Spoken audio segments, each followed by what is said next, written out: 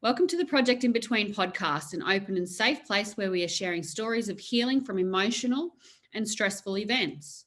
After any form of emotional trauma, there is an in-between phase, a healing phase. The in-between phase, this is where uncertainty meets growth and renewal. We all heal from these situations at different rates. What matters is the stories we resonate with, the lessons we have gained, and the experience that has made us a better person. So today we have Jeffrey Deskovic, Esquire. Jeffrey is an internationally recognised wrongful conviction expert and the founder of the Jeffrey Deskovic Foundation for Justice. The foundation was started after Jeffrey spent 16 years wrongfully imprisoned within the New York State prison system. And this is Jeffrey's story. So welcome and thank you so much for coming on, Jeff. Absolutely. Thanks for having me. Give us a little bit of background about yourself, just a short background regarding, what was your childhood like? Where did you grow up? Just give us, a little short background and then we'll go into your story. Sure. So, in terms of my childhood, I grew up in Peekskill, New York. That's in Westchester County. That's suburbs. Think middle class, think ethnically diverse. It was an apartment complex. There were a lot of kids that lived in the buildings there and in the nearby areas that used to come into the playground and we would play, and I would be one of the main two people. So kind of whatever I would suggest would be what we would do. So if we're going to go swimming, if we're going to go play basketball, if we're going to play Monopoly or go play video games, or we had all kind of games at the tag, and we even made some up.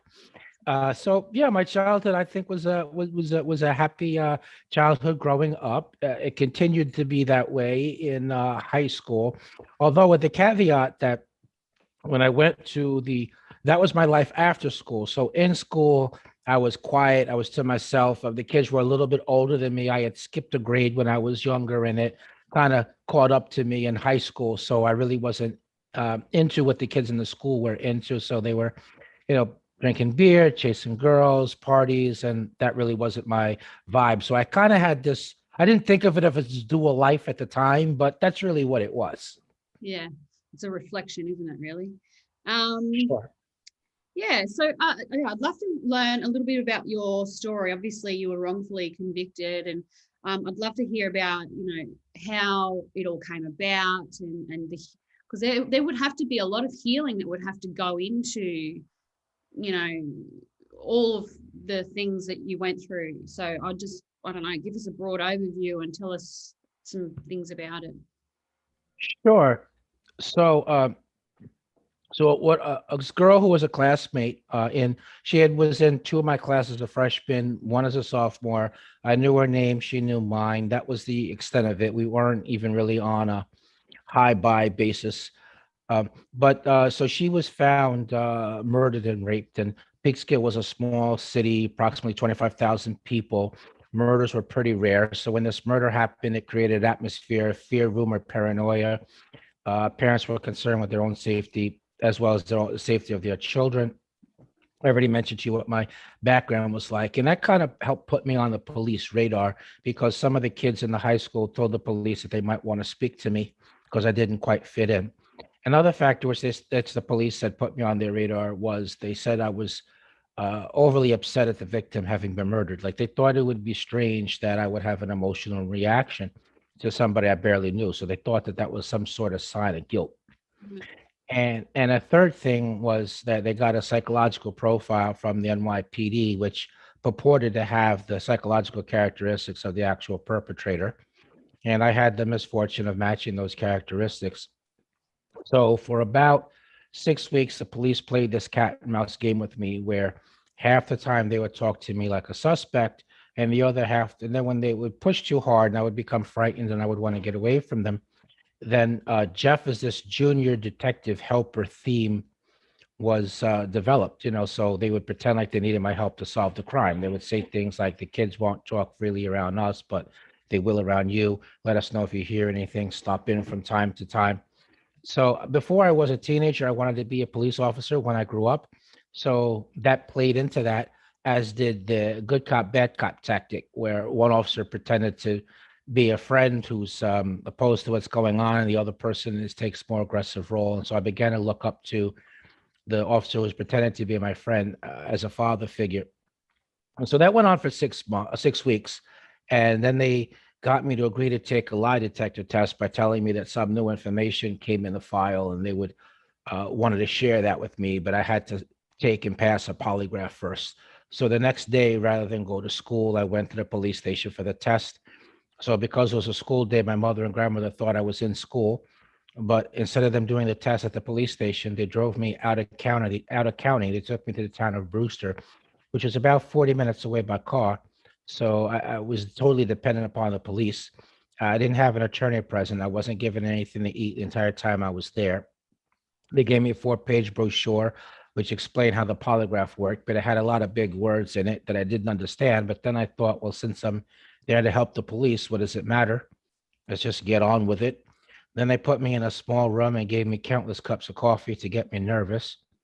The polygraphist himself was dressed like a civilian. He was pretending not to be law enforcement. So he never read me my rights. He never identified himself as a police officer. Then he attached me to these machine, and then he launched into his third-degree tactics. So he raised his voice at me. He invaded my personal space. He kept asking me the same questions over and over again, and he kept that up for 6.5 to 7 hours. Towards the end, he said, "What do you mean you didn't do it? You just told me through the test result that you did. We just want you to verbally confirm it." And that really shot my fear through the roof. And then the officer who had been pretending to be my friend, he came in the room and told me that the other officers were going to harm me, but that he'd been holding them off but couldn't do so any longer, that I had to help myself. Then he said to me, "Look, just tell them what they want to hear, and you could go home afterwards. You're not going to be arrested." Being young, naive, frightened, 16 years old, not thinking about the long term, just being concerned with my safety in the moment, I was in fear of my life. The fact that I didn't know where I was and no one else knew where I was either loomed quite large in my mind. I was overwhelmed emotionally and psychologically. And then there was this push-pull dynamic. I mean, he suggested the possibility of harm. He threw me this false life preserver.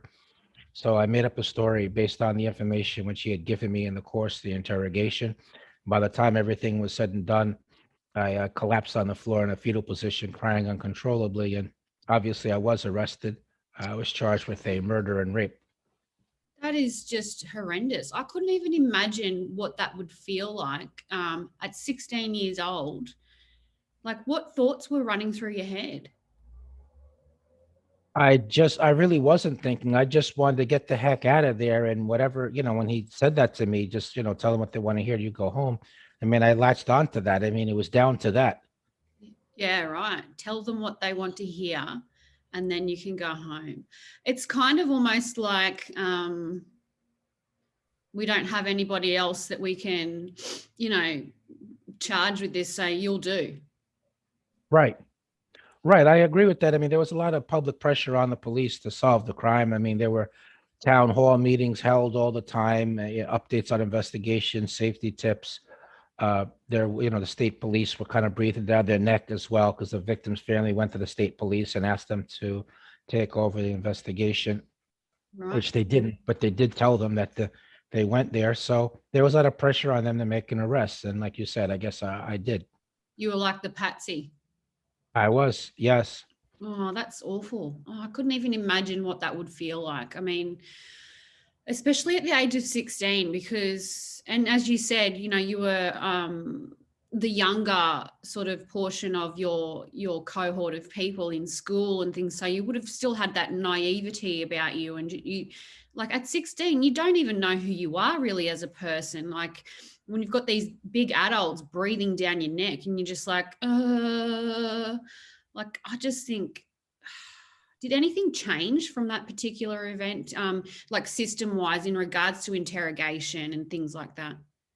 Yeah, sure. So, yeah, it's the law in New York. They have to videotape interrogations from beginning to end, but they did make exceptions for sex offenses, drug cases, and certain homicide counts. So right now, I'm myself and other advocates in the coalition group, which I'm part of. It could happen to you. We working to try to get rid of those exceptions. Before I went to the trial, the DNA came in and it didn't match me. but the prosecutor got the medical examiner to commit fraud. And, they claimed that the victim was sleeping around with people. Her family was not coming to court, so they didn't know what was being said about her in the courtroom. They mentioned another youth they claimed she slept with, but they never tried to prove that. My public defender basically didn't defend me. He didn't call my alibi as a witness. He didn't try to discredit the medical examiner. He wouldn't allow me to testify. Oh, He never explained to the jury the significance of the DNA not matching me. And add it all up, I was wrongfully convicted. I was given a 15 to life sentence, which, since I've been charged as an adult, I was sent to a men's maximum security prison. And I was there for 16 years. I lost 7 appeals along the way. I wrote letters looking for help for 4 years. I went to the parole board and got turned down there because I maintained my innocence, not take responsibility, to express remorse. And ultimately, I was exonerated through further DNA testing, okay. which identified the actual perpetrator who killed the second victim. He killed a school teacher who had 2 children as a result, since he was free while I was doing time for his crime. Oh my God, that's just horrific. But the fact, and this is what I loved about your story, the fact that even though you were wrongfully convicted and you spent all that time there, what made you decide to go, you know what?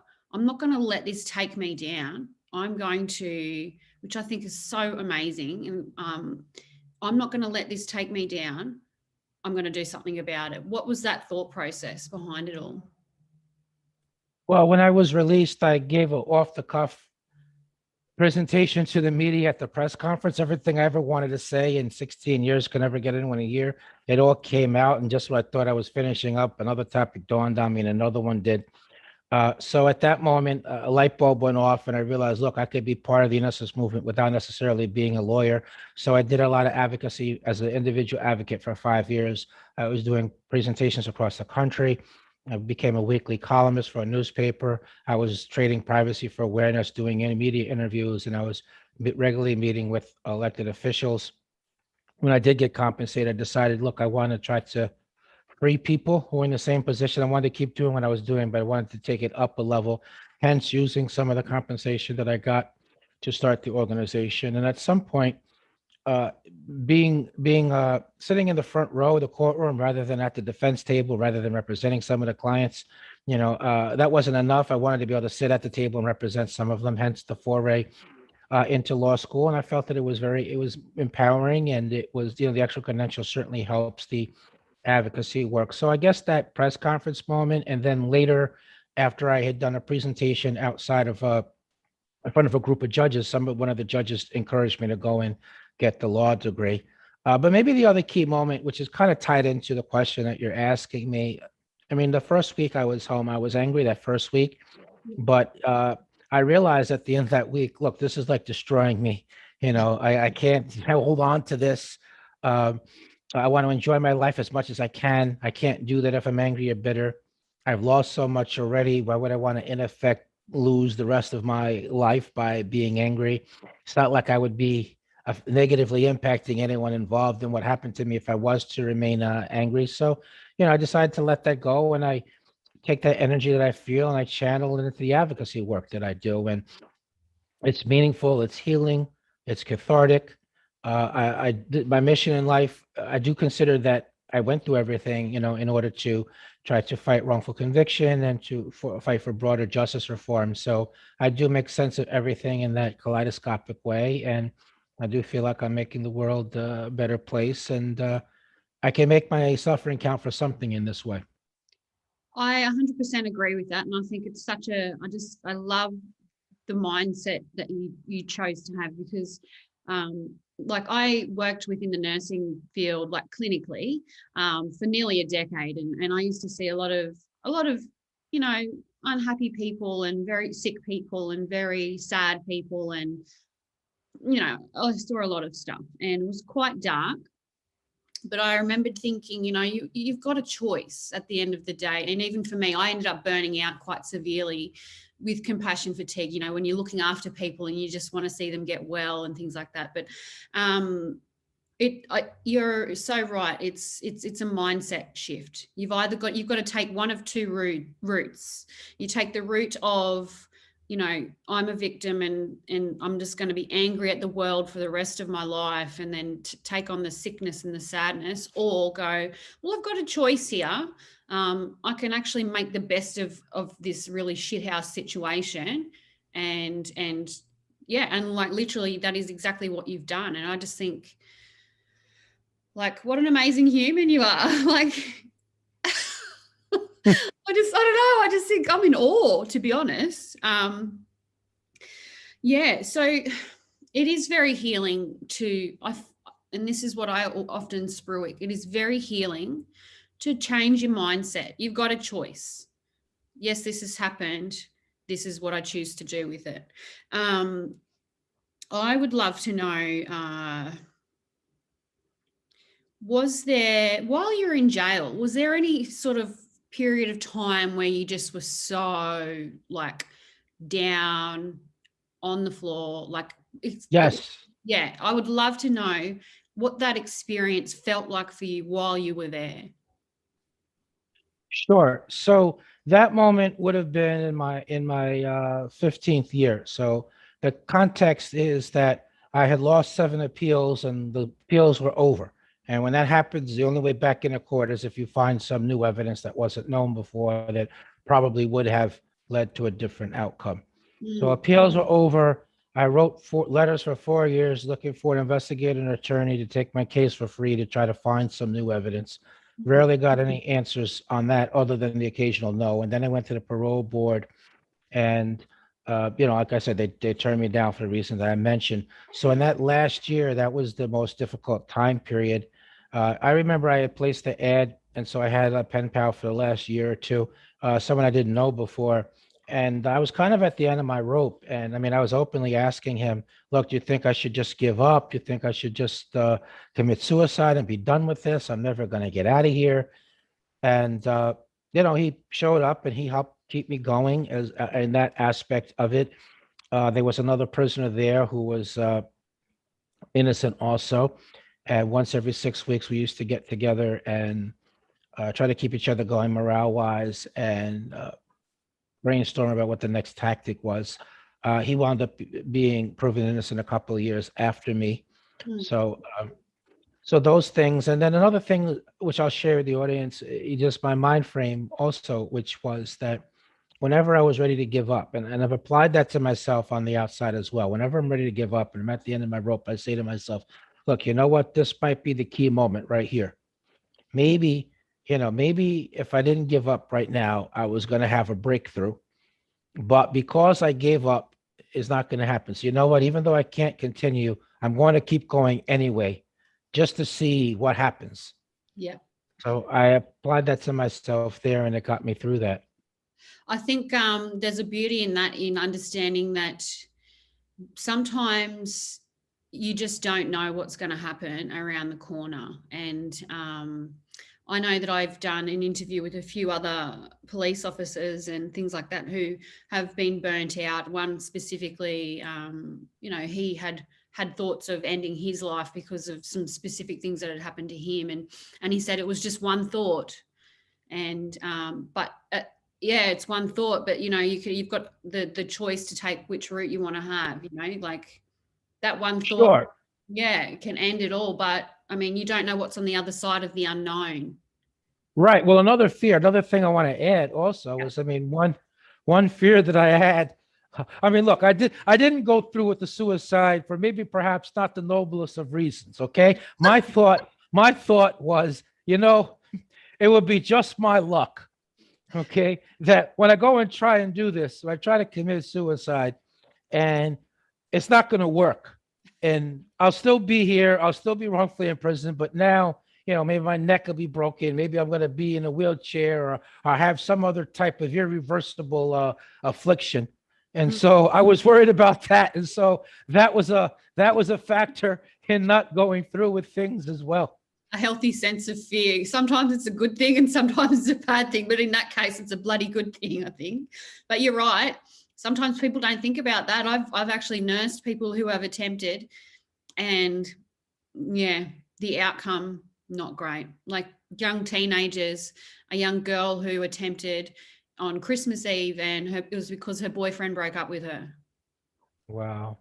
And Wow. she ended up with a really bad traumatic brain injury, and My all God. that sort of thing. And it was quite horrendous to have to nurse her, but the story behind it, and I just thought, oh, girlfriend, if you had have really just put a little bit of thought into it and realized, with a lot of people that attempt, they do often go half, it's like in the middle of doing it and they're like, oh shit, Yeah, and sure, of course. yeah, but it is a mindset thing. You've really just got to go, you know what's on the other side has got to be something better.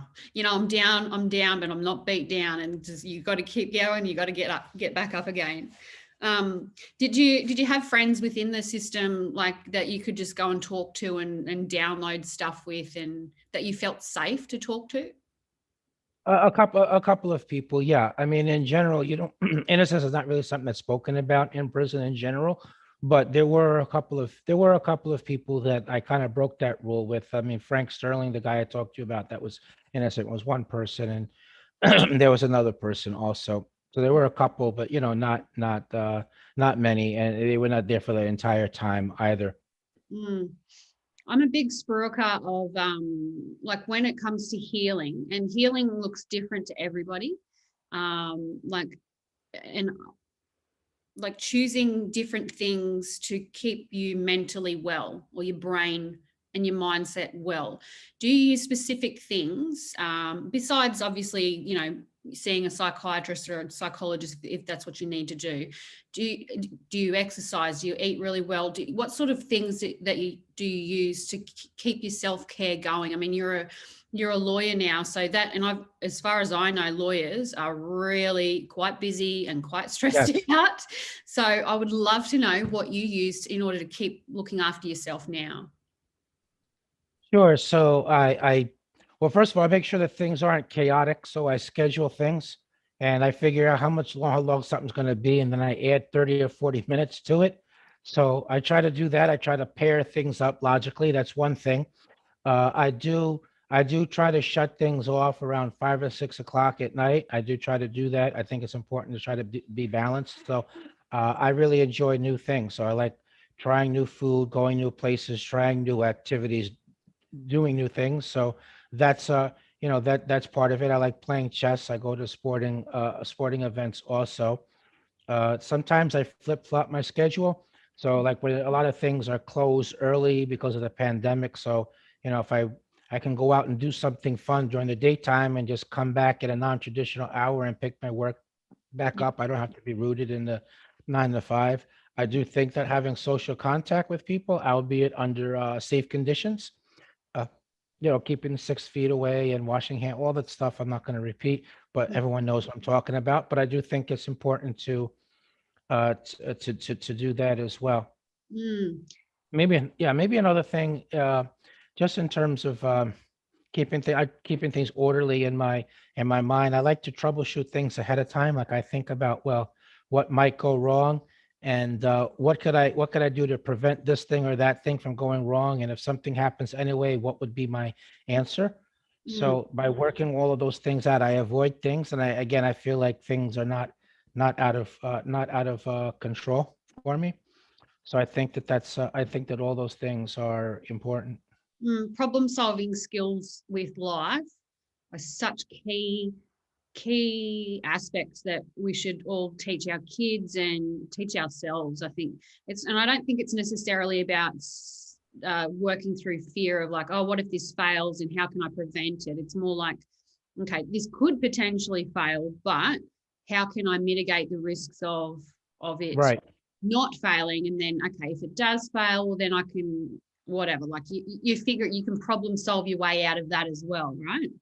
100%. And speaking of which, I want to build off that point. So I am a dream chaser. I do believe in chasing dreams, and that it's better to try that. It's Yeah. better to chase your dream and to fail, to not achieve, as opposed to as opposed to not trying at all and always wondering. Mm. So set goals, have a realistic plan, right? You should be able to look at it 3 or 4 different ways and say, yeah, you know what, I could see how this would work. Yep. Remember, be flexible. Remember that your plan is not the goal. The plan is the plan. So you have to be flexible. So if some door opens unexpectedly or one way or another to get to your goal happens en route, you have to be flexible enough to just vary the plan a little bit. There are no reasons why you can't do something. There might be reasons why it's harder. You have to work twice as hard or three times as hard, but there's no reasons why you can't. Don't be afraid of hard work, and no matter what, don't give up.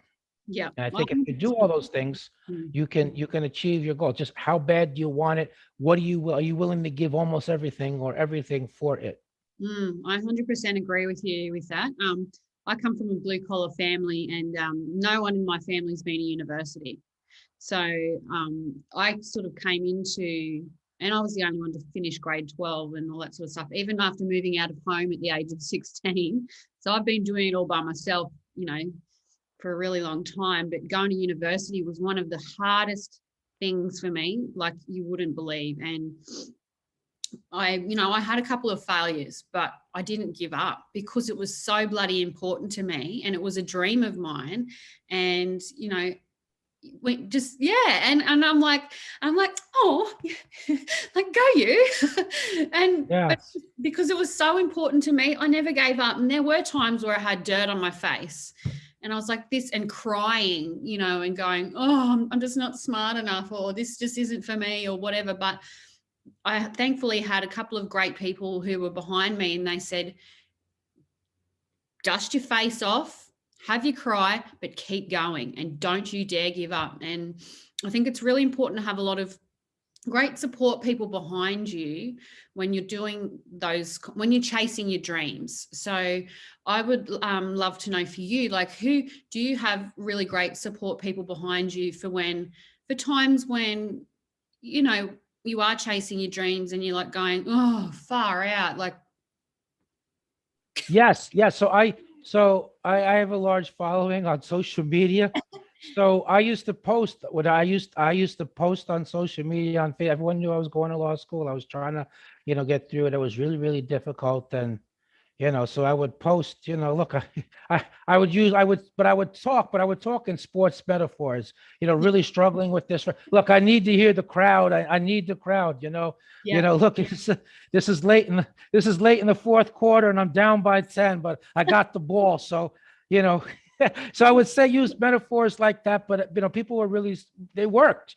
I would get really good reactions and lots of likes and lots of great encouraging comments. And so I used social media in that way, and it got me through. And I think what people got out of that is they liked helping me along the way. They felt like they were on the journey with them because I was giving them updates, and I would post, like, I'd take pictures of my report card or tell them I got this grade in or that grade. So and I was honest with people. If I thought I bombed something, I told them, look, I didn't do as well as I thought, but hey, I passed. So but for the most part, things really went very well. So I use social media for that. And I do have a best friend. I have a two-family house, and she lives upstairs. I live downstairs. And sometimes sometimes she would encourage me to keep going. So she did the things. No, no, no, you can get up, get up, get up. You can't quit. Listen, you're not going to sleep right now. You've got this test tomorrow and you're not ready yet. So come on, can I make you some coffee?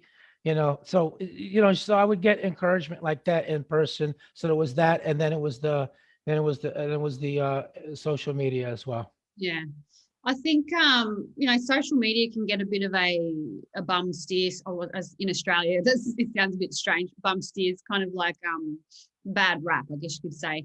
But if you don't have and I don't have a lot of social support myself, but I've got a couple of really key people, kind of like Yes. a best friend, Yeah. and two specific people who have been really prominent in doing like what your best friend did for you, and sort of saying, Mhm. Christy, yes, you've got a statistics exam coming, and statistics is really bloody hard.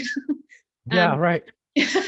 but you can do this. And if you fail it, you'll do it again. And I will be here and I will clap you on. And, even using, I don't have a large social media following, which I know I don't need, but if you even have just a few key people who are like, yes, keep going, I think it's really important to have that social support no matter how it looks. And as a byproduct, I do that for others, because it's a That's really, kind. that's really, no, that's really good of you. Yeah, I agree with that. I want to just add also that, I always had this mind frame also that, look, whatever happens, right? It's not, I'm not going to fail because I don't put the work in. Okay. So if I have to, do extra study sessions, if I got to work with a tutor, if I got to study with other students, if I got to, get some help from people who've already passed the class, whatever it was, if I have to work around the clock, whatever it is, I'm going to put in whatever happens. I'm not going to fail for lack of effort. Yeah, because it was important to you.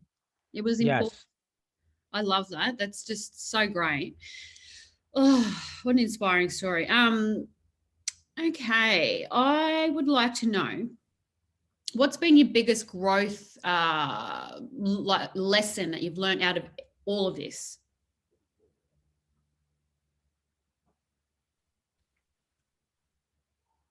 I would say, well, what I mentioned. I mean, look, set goals, have a plan, be flexible, work real hard, and never give up. So I would say that, and maybe one more thing, kind of closely tied with that, which is, if something's really big, it is unmanageable, break it into small manageable chunks. Mm. If you can do just one small part, just get through just one small part. Yeah. That's it.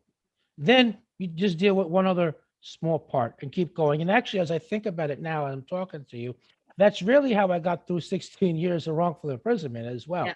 I thought I was just doing a year or two to the next appeal where I was sure I was going to win. Yeah, I think that's really important. I think for a lot of people, when they're setting goals towards their dreams, it can become quite overwhelming. I'm a massive, 10-year, like I like to set goals of, okay, what's my dream? What is it that I really, really, really want to do? And like, this is going to take a really long time. So therefore, separate it down into small, achievable chunks and then separate it down into daily chunks. And then, as you said, remain flexible because sometimes a different door might open and you might need to go down that door to learn something, or it might open up another door. And I think you've got to just be very open to like obviously breaking it down and open to the little doors that do open from those, but you're still going towards your goal, right? Absolutely. Yeah, very much so. Hey, Mhm. speaking of which, and it's great to talk my story and some of yours and everything. But in terms of application to people who are listening, I want to give something, which is this. Okay, so I believe that there are life lessons in what I've done and what I've become that go far beyond the criminal justice system, that go far beyond just wrongful conviction. So I think whatever type of extreme adversity that you might find yourself in, okay, you're going to apply the ethic of don't give up all the steps. And remember, just when you're about to quit, that might have been your breakthrough moment. So you're going to apply that in order to get through. But then once you get through, reach back and help somebody else who's similarly situated, and then do some work on the prevention side by way of preventing other people from experiencing that. So I think that that can apply to things like, say, if somebody is a domestic abuse survivor, Mhm. if someone has been sexually assaulted, if someone has been homeless, if somebody has suffered some sort of debilitating illness that they overcame. And any other difficult, unimaginable scenario that you want to think of that can happen. I think that you can fight hard and overcome it. And once you come out the other side, you can reach back to the other people. And there are ways to get involved by way of prevention. And so I would encourage people to think about doing that. And the benefits aside, you'll be helping people.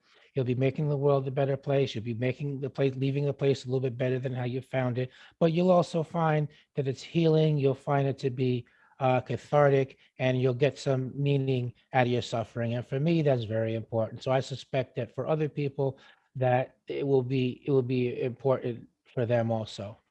I 1,000% agree with you, Jeff. I 100% agree. Yes, use the support from the people that have helped you to get to where you are, but also reach back and say, if there's something I can do for you, I would love to do that. I find that I do that for myself even now as a byproduct, like with my nursing friends and through burnout, or like by telling them, use these self-care modes to help you to get through, or anybody really in life. Because it is a healing, it not only does it help them, but it also helps to heal you and to, yeah. And I think it doesn't matter, as you say, this is why I call it Project InBetween, because we're all on a spectrum in life, and we're all on our own personal journeys. And it doesn't always have to be, I mean, I've interviewed people who've had really hideous things and really just things that have been enough to knock them off their pedestal, and not necessarily massive, but that doesn't matter. It's how you felt at the time, what you did to break through it, and then go back and help. And because it does help heal you, rise by lifting others. Yeah, 100%. And speaking of burnout, just to give a few thoughts on that, how I've avoided burnout, and I think that other people can I would can love to hear apply. that, because I know lawyers are really bad. They can get really burnt out too. So please, yeah. Yeah, absolutely. Yeah. So again, I think it's one thing if something is time sensitive, and then you have to start to work almost around the clock at a frenetic pace. But then you got to take a few days off, maybe a week off. Let yourself wind down Mm, after that. So I think that that's important. When it's not something time sensitive, I think that it is important to try to set. There should be like a default time at which you shut things off, unless there's some reason to go past that. But that should be what you do most of the time. Do find time to do some things that are fun. I like eating certain comfort food as well at other times, and then I kind of listen to my body. I mean, the mind and body are connected, and there are times where I have a bunch of things to do, but my body doesn't want to do any of them, and so I kind of listen, and I kind of listen, and I just try to do something. I just try to do something fun. yeah. I just come back, whether that's going for a walk or, do something new. But I try to do something fun, and then I come back to it either that day or the next day. And I'm more productive that way, as opposed to if I just sit down and force it's kind of plow my way through something, even though I'm really resenting this. Yeah. So that would be the way that I would say to try to counter burnout. Another thing is, I remember, well, why did I want to do all this in the first place?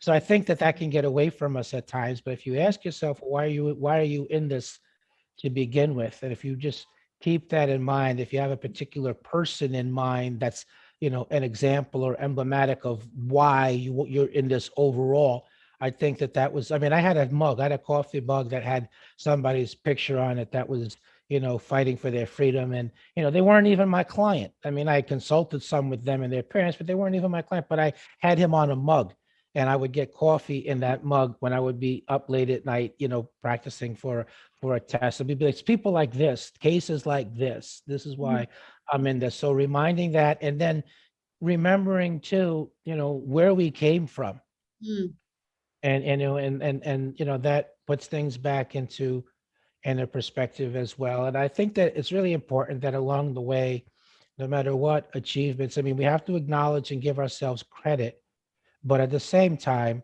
we have to keep our head the right size. Our feet have to be firmly on the ground. And mm, remember that we're really fortunate to have had opportunities that others might not have had. So definitely not an ego. Not We're all just tools in a bigger picture. And if you tell yourself that, then you realize it's not about you, that you're just a tool. I mean, I do media interviews all the time, but I know I'm just a tool. Okay. mm. It's not, hey, me, I'm this big. No, I'm just a tool in the struggle, and I only do this to further the cause, and that's it. I 100% agree on all aspects of everything you've just touched on. Like, look after your body, because it's the only body that you have. And listen to it. I do think that our society has bred us to think of the mind first over the body. But if your body is starting to feel tired, and if you have the capacity to rest, rest. Like, for instance, yesterday I'd been working since like 5 a.m. or something like that, and I work a normal job, very flexible, amazing job, but I also do these things, and et cetera, et cetera. But there was a point in time where I was like, wow, I'm so tired. I'm going to have a nana nap. And it was at like 2 o'clock in the afternoon.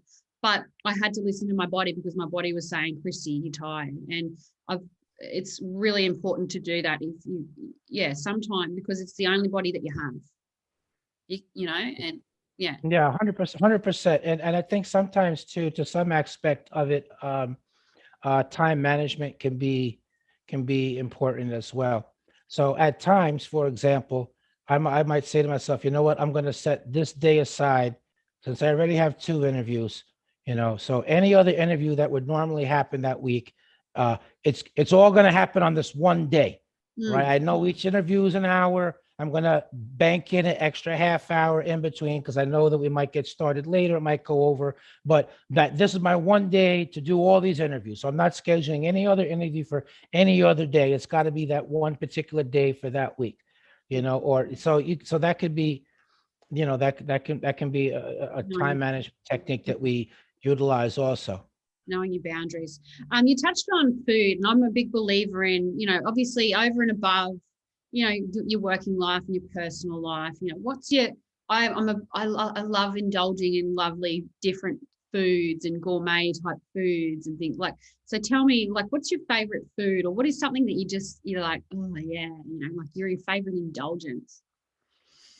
Well, I think my favorite indulgence is actually trying new food. So if I see something unusual on the menu, the more exotic and wild it sounds, the more I'm gonna order that rather than something else. So I try to, both as applied to food and in general, I try to think about if there's multiple options. I mean, is there one option that's really only present in this moment right now, and another one that can happen at any time? And so if there's one only can be in that moment, I just pick that moment. And so I apply that to food also. I mean, why would I order something tried and true that's available all the time when I'm in this other place and I can try? So I like trying new food.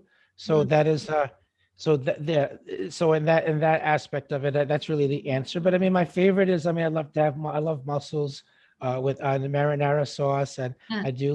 I do like chicken parmesan, and once in a while having a nice lobster with a piece of steak that's kind of like was kind of blackened in certain parts of it. Yeah. So I mean, those are my staple foods. But if it's a staple versus something unusual, Yeah. I'm definitely going with I'm definitely going with something unusual. And about 70% of the time, I'm pleasantly surprised. So, if I would never stepped out of my comfort zone, if I never tried anything else, I would just be stuck in what I know. Yeah. And I would rather to know, no, I'd rather be familiar with many. And to me, that's kind of between that and going to new places, going vacation or trying new things, even things with no interest. I mean, for example, I have no interest in playing golf. It's very boring to Yeah. me on TV.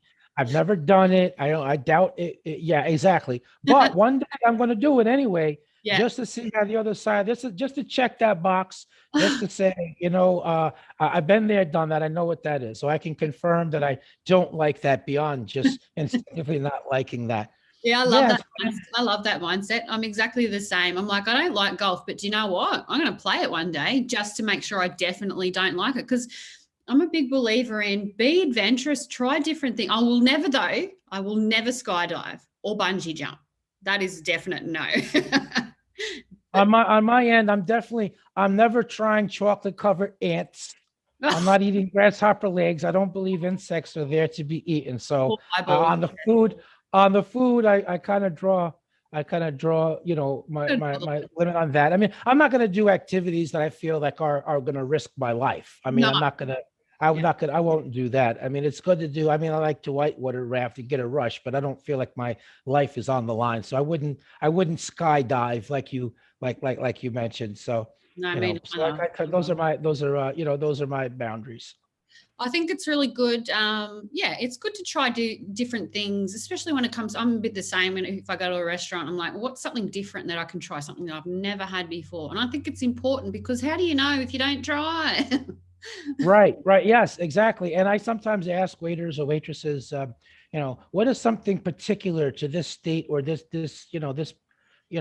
where we are that's particular to here, but not someplace else. Yeah. And sometimes they say, I don't know, but sometimes they give me a clue. And when they ask me, well, how do you want that? So I say, well, how is that typically made? How do most people have that? How do you recommend? I want to have an authentic experience here. Yes. Yeah.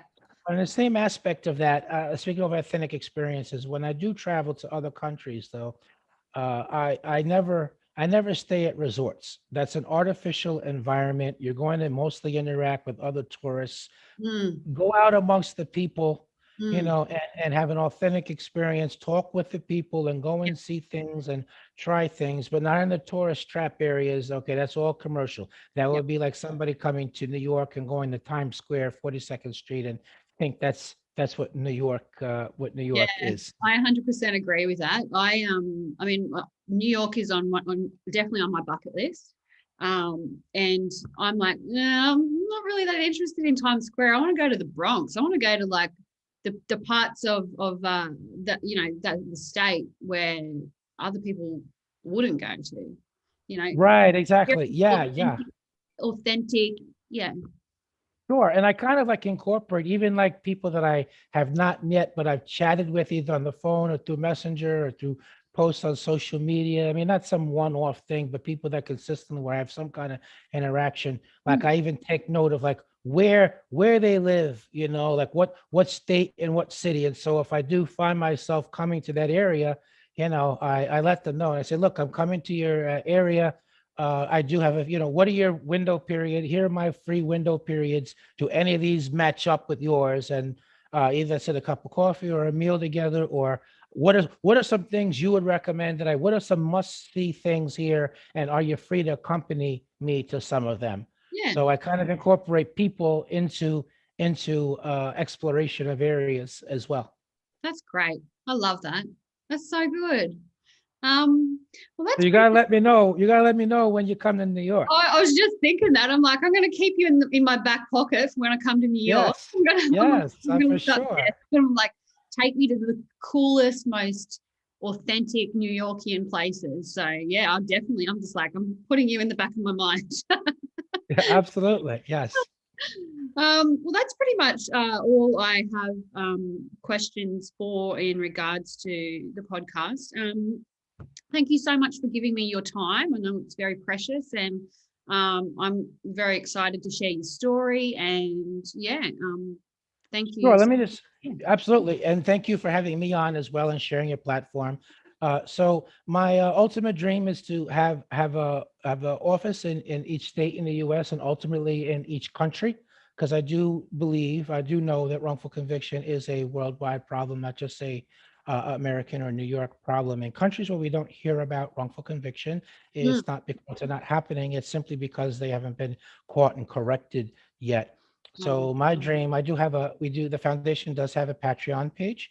So people put in Deskovic Foundation and Patreon. So my dream is what if there were 25,000 people that were willing to sacrifice $3 or $5 on a recurring monthly basis in order to free innocent people and support our policy work. We could expand our work into other states. So I would like to encourage people to share that link and consider to become a patron.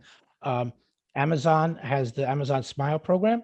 yep, So where you can register the Jeffrey Deskovic Foundation, it's there in my background as well, yep, but just to give a verbal, uh, you can register the organization and Amazon will donate a small percentage of your purchase to the organization without it increasing the cost for the consumer. I do co-own the Recharge Beyond the Bars reentry game, which facilitates formerly incarcerated people with connecting with their friends and family. So the website is at rechargethegame.com. I encourage people to check that out. And look, I have Message Will Travel. I do speaking engagements throughout the country and internationally. And if you're listening out there and you do events or you could float the idea to somebody or some institution that does, please suggest me, have them reach out to me. Would love to come to an area near you. Would love yeah, to make my way to Australia yeah. as well. I was thinking if you come to Australia, I'd love to meet you. I would love to connect. Yes. I'll keep you in my back pocket anyway, because if I ever hear anything in the traps, I mean, yeah, this is what's great about the interwebs is you're making connections with other people, and you can always have people in the back of your mind. So I think this is great, and yeah, I'll share all of this stuff on my socials, and yeah, Looking forward, and send me the link once you do, and of course I'll definitely share it all over my social media and encourage people to be regular listeners. And thanks for again sharing your platform and the inspirational type of questions and advice that you give people. Really, really fantastic. Thanks so much, Jeff. Thank you very much. You're welcome. Have a good day. You too.